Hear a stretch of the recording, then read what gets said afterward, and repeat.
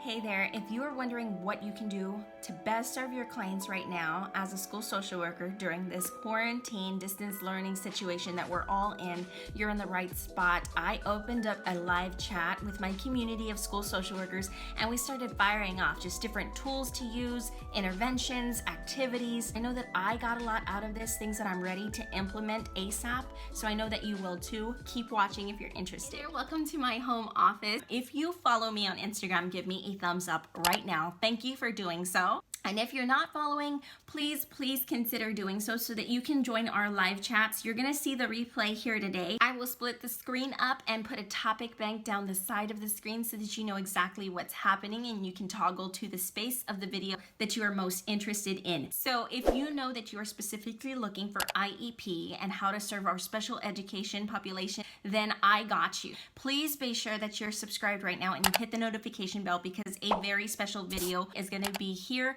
up on my channel in a few weeks. Okay, let's get into the video. Checking in with families to ensure that they are safe and that they are healthy. And I'm glad that this one was entered. Honestly, we just need to make sure that as much as possible, the basic needs are being met. Is the student safe? Is the student healthy? Is everyone in the home feeling okay? Check, and you move on. Those are your wellness calls. We have to keep in mind their relationship with the school.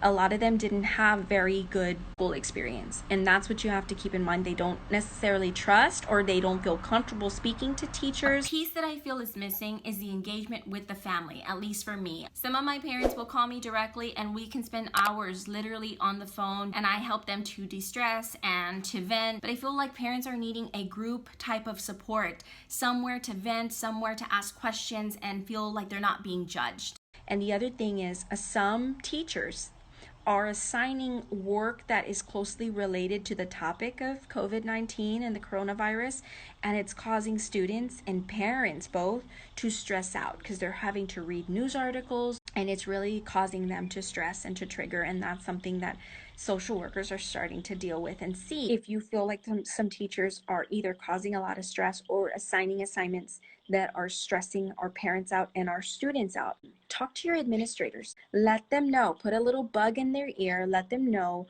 that a few families have reached out to you, that you're concerned because these families have, and we're not breaking confidentiality here, but these families have some issues with anxiety, and ask them to maybe address teachers about the type of assignments that are being asked of students to do. Now I saw this one. I see you, AJ, another Texas social worker here. I love this idea and I like sharing these because it's going to spark some ideas, I hope, with you as well. So those weekly staff emails or texting your staff and keeping them in the loop and also just checking on their well-being, I think that's really important.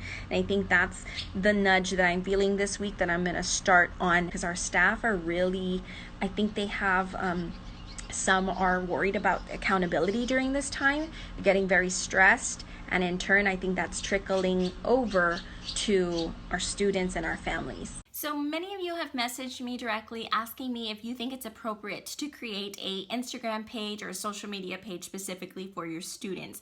I wouldn't do it as a social work page. I would do it as a campus page. That's my short and direct answer. I have developed a page for my students already. This is where my students are. We do not talk about anything confidential on this page. However, I do link my email address and my school cell phone number to the page so they can contact me with any confidential or personal type of information. On this page, I do a lot of polls. I do a lot of student engagement. My goal of the page is to share a lot of memories and help them feel that they are not alone, while also feeding them the information and the knowledge that I need them to know in order to pass and be successful in their school year. Let me keep on going through these. I think there's another telehealth one here. So teletherapy and running virtual groups. These virtual groups seem to be a theme, and I haven't tackled this quite myself, but I'm planning on doing so with my teen parent population. Connection with students and family, catching up on paperwork and etc. Yeah, so we are that link, and now more than ever we need to really find ways to engage those families and those students. What I am hoping to implement is some Zoom group.